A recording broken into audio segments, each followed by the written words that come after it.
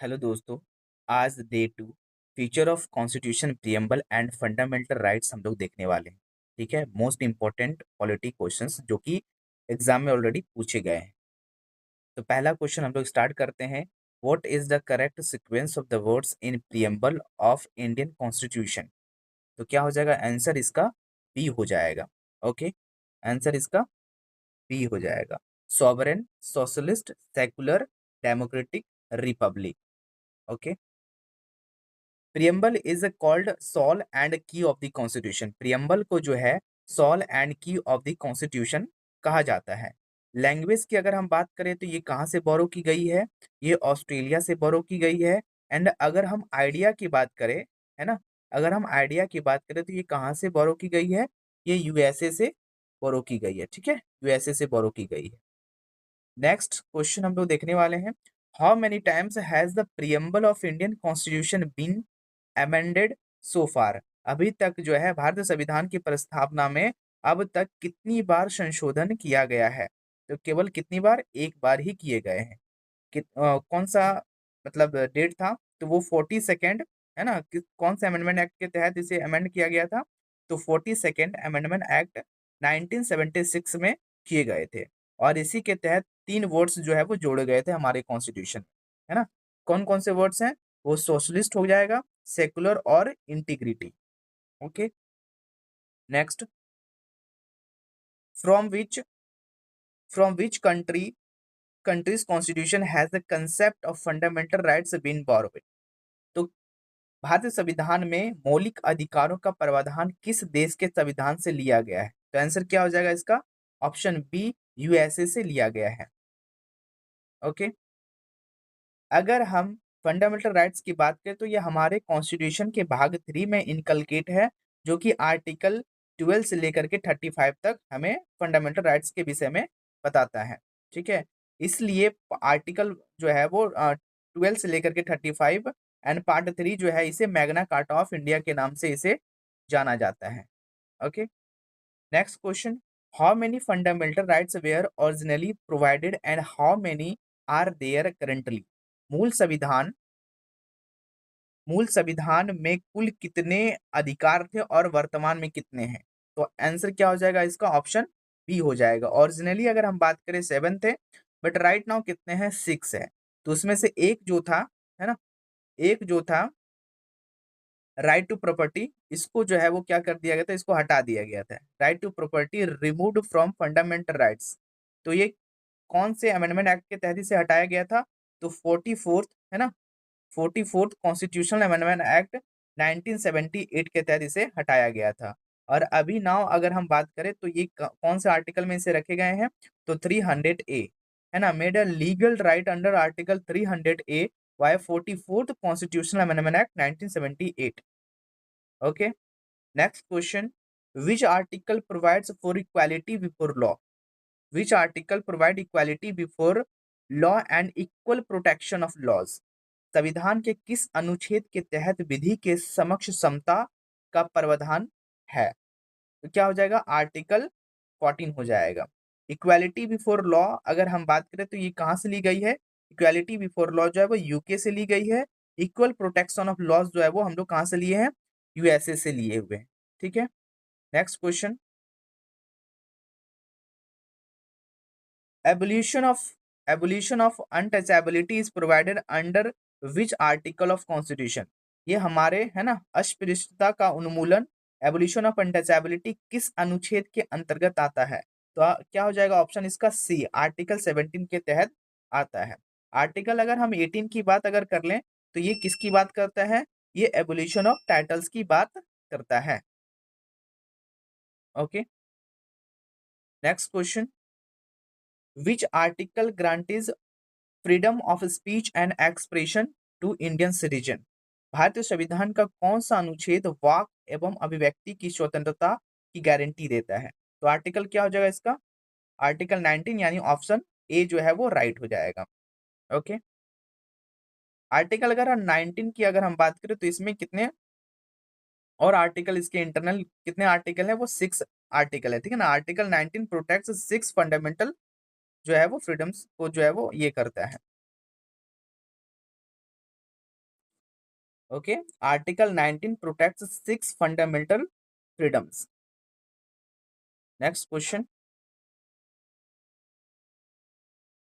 which article was termed as the heart and soul of the constitution by doctor Bhimrao Ambedkar. ये कौन से article है जिन्हें मतलब कौन से आर्टिकल है जिन्हें भीमराव अंबेडकर ने संविधान की आत्मा और हृदय कहा था? तो आर्टिकल कितना हो जाएगा? आर्टिकल 32, यानी ऑप्शन डी जो है वो राइट हो जाएगा। ठीक है, अगर हम बात करें तो हमारे कॉन्स्टिट्यूशन में अगर हम बात करें तो कितने supreme court issues 5 types of the writs, कितने रिट्स की अगर हम बात करें, how many types of writs, तो there are 5 types of writs, है ना। हमारे कॉन्स्टिट्यूशन में कितने प्रकार की रिट्स की बात की गई है? तो 5 रिट्स की बात की गई है। तो कौन कौन से हैं? हैबस कॉर्पस, मैंडेमस, प्रोहिबिटेशन, सेटरॉरी और quo warranto. Okay, next question, under which article under which article to the supreme court and high court issue Ritz, यानी जो है वो अलग अलग से सुप्रीम कोर्ट के द्वारा और हाई कोर्ट्स के द्वारा जो है वो कौन सा आर्टिकल का यूज करके रेट को जो है वो इसको इशू किया जाता है। तो सुप्रीम कोर्ट की अगर हम बात करें तो आर्टिकल 32 का यूज किया जाता है, और हाई कोर्ट की अगर हम बात करें तो कितना आर्टिकल, कौन से आर्टिकल? 226 यानी 226 आर्टिकल का यूज किया जाता है। एक क्वेश्चन जो है वो हमेशा देखने को हमें मिलती है, वो क्या चीज है कि जो रीट जुरिस्डिक्शन है हाई कोर्ट्स का एंड सुप्रीम कोर्ट का, तो उसमें से जो सबसे बड़ा है जो किसका है? सुप्रीम कोर्ट का रीट जुरिस्डिक्शन बड़ा है या फिर हाई कोर्ट का? तो इसमें क्या आंसर हो जाएगा? इसका आंसर पूछा जाता है तो इसका हो जाएगा आंसर हाई कोर्ट का, क्योंकि जो अपील्स वगैरह जो है वो सुप्रीम कोर्ट के कंपैरिजन में हाई कोर्ट से बहुत ज्यादा आती है। इस कारण से हम लोग क्या बोलेंगे? हाई कोर्ट्स रीट जुरिस्डिक्शन जो है वो वाइडर है किससे? सुप्रीम कोर्ट से। ठीक है, next question, right to education for children aged 6 to 14 years was inserted under which article? कौन सा आर्टिकल के तहत इंसर्ट किया गया था? तो आर्टिकल कौन सा हो जाएगा यहाँ पे? 21A। ठीक है, इसको जो इंसर्ट किया गया था किसके जरिए किया गया था? तो 86 कॉन्स्टिट्यूशनल अमेंडमेंट एक्ट के जरिए इसे इंसर्ट किया गया था। कब किया गया था? तो 2002 में किया गया था। Okay, next question, right to privacy is recognised as a fundamental right under which article, यानी राइट टू प्राइवेसी को रिकॉग्नाइज किया गया था फंडामेंटल राइट्स कौन से आर्टिकल के तहत? तो ये क्या हो जाएगा इसका आंसर? आर्टिकल 21, यानी ऑप्शन बी जो है वो राइट हो जाएगा। ओके, तो ये जो फंडामेंटल जो राइट्स जो डिक्लेयर किया गया था प्राइवेसी को, राइट टू प्राइवेसी को, तो ये कौन से केस के जरिए इसको किया गया? तो जस्टिस के एस पुट्टा स्वामी केस 2017 में इसे किया गया था। Okay, next question, prohibition prohibition of employment of children in factories is provided under which article? कौन से आर्टिकल के तहत? तो ऑप्शन क्या हो जाएगा इसका? इसका हो जाएगा article 24, option B right answer हो जाएगा। ओके, अगर हम ह्यूमन ट्रैफिकिंग की बात करें तो क्या हो जाएगा आंसर इसका? ह्यूमन ट्रैफिकिंग की अगर क्वेश्चन देखने को मिल जाए कौन से article human trafficking and forced labour की बात करता है, तो इसका क्या हो जाएगा? Article 23। Okay,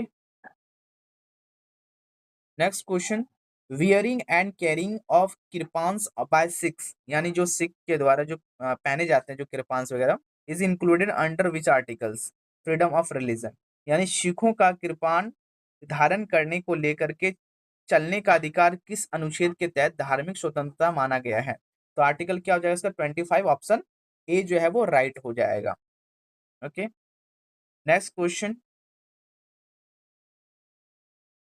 which two fundamental rights cannot be suspended even during national emergency, यानी कौन से ऐसे दो ऐसे फंडामेंटल राइट्स हैं कि इमरजेंसी के ड्यूरिंग में भी जो है वो इसे सस्पेंड नहीं की जा सकती है? तो आर्टिकल कौन सा हो जाएगा? 20 एंड 21, यानी ऑप्शन सी जो है वो राइट हो जाएगा। नेक्स्ट क्वेश्चन देखेंगे हम लोग, मैंडेटरी, है ना, बंदी बनाए गए व्यक्ति को 24 घंटे के निकटतम मजिस्ट्रेट के समक्ष प्रस्तुत करना किस अनुच्छेद में ये अनिवार्य है? तो क्या हो जाएगा इसका राइट आंसर? ऑप्शन सी, यानी राइट आंसर आर्टिकल 22 के तहत, यानी 24 घंटे के अंदर जो मजिस्ट्रेट के सामने किसी भी जो बंदी बनाए गए जो व्यक्ति है उसको मतलब उसके सामने प्रस्तुत करना होता है। Okay, next question, which read literally means we command, कौन सा जो रीड, जैसा कि मैंने बताया 5 रीड्स, तो उसमें से जो कौन सा ऐसा रीड है जिसका मतलब क्या होता है वी कमांड, तो मैंडमस हो जाएगा। ठीक है, मैंने बताया 5 रीड्स कौन कौन से, हैबस कॉर्पस, मैंडमस, प्रोहिबिटेशन, सर्टेररी और क्यू वारंटे, है ना, क्यू वारंटो, तो इसमें हो जाएगा 5 रीड्स, उसमें से वी कमांड जो है कौन बताता है, वो मैंडमस हो जाएगा। विच read which writ is issued by courts to safeguard individual liberty against legal, है ना, illegal detention, यानी अवैध रूप से हिरासत में लिए गए व्यक्ति को छुड़ाने के लिए कौन सी रीट सबसे प्रयुक्त की जाती है, तो कौन सा हो जाएगा, वो हैबस कॉर्पस जो है वो आंसर, यानी ऑप्शन सही जो हो जाएगा वो कौन सा हो जाएगा, ए हो जाएगा। ठीक है, next question, the parliamentary system government in India is adopted by from which country, यानी कौन से कंट्री से हम लोगों ने पार्लियामेंट्री सिस्टम को अडॉप्ट किया है, तो क्या हो जाएगा, यूके यानी ब्रिटेन से हम लोगों ने अडॉप्ट किया है। ओके, और एक बात मैं बता दूं, single citizenship and rule of law जो है ये भी हम लोगों ने वहीं से, ब्रिटेन से ही हम लोग, यानी वहां से हम लोग बोरो किए हुए हैं। Next question, the concept of concurrent list in seventh schedule, the concept of concurrent list in seventh schedule is borrowed from which country, कौन सी कंट्री से हम लोगों ने बोरो की है, तो ये हो जाएगा तुम्हारा जाकर के ऑस्ट्रेलिया से हम लोगों ने बोरो किया हुआ है। Okay, next question,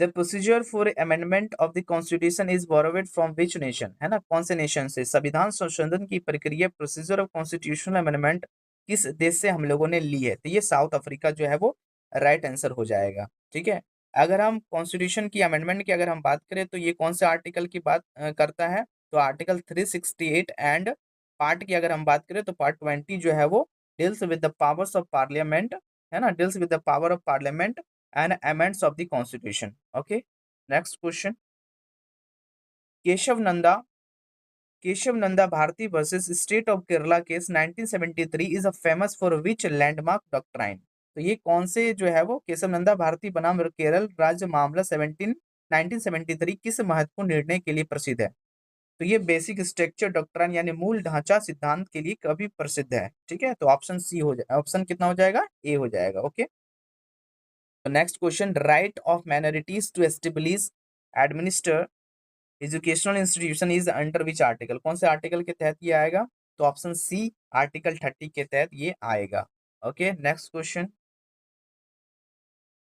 power of parliament to modify fundamental rights और armed forces is under which article, ये किस आर्टिकल के तहत आता है, यानी सशस्त्र बलों के सदस्यों के मौलिक अधिकारों पर प्रतिबंध लगाने की संसद की जो शक्ति है वो किस अनुच्छेद के तहत आती है, तो ये आर्टिकल 33 के तहत जो आर्म्ड जो फोर्सेस है उस पे हम लोग फंडामेंटल राइट्स जो है वो मॉडिफाई कर सकते हैं हमारी पार्लियामेंट। ओके, नेक्स्ट क्वेश्चन क्या है, suspension suspension of fundamental rights during emergency forward from which country, यानी जब फंडामेंटल राइट्स का जो है ना, सस्पेंशन ऑफ फंडामेंटल राइट्स का सस्पेंड किया जाएगा किसके तहत, इमरजेंसी के तहत, ये जो है ये जो प्रोसेस है ये हम लोगों ने कहाँ से बोरो किया हुआ है, तो ये वेमार जो कॉन्स्टिट्यूशन ऑफ जर्मनी से हम लोगों ने इसे मतलब वहां से बोरो किया हुआ है। ओके, लास्ट क्वेश्चन जो है वो क्या है, विच ऑफ दी, है ना, which group of the articles rights are available only to Indian citizen not to foreigners, ठीक है, तो कौन से आर्टिकल है जो कि ओनली इंडियंस के लिए होंगे, नॉट नॉट फॉरेनर्स, यानी फॉरेनर्स के लिए नहीं होंगे, तो कौन कौन सा आर्टिकल है, आर्टिकल 15 हो जाएगा, है ना, 16 हो जाएगा, 19 हो जाएगा, 29 हो जाएगा और 30, ये जो है this all are the articles for the Indians not the foreigners. Okay, तो ये आज का जो है लास्ट क्वेश्चन था, तो आज के लिए बस इतना ही, थैंक यू।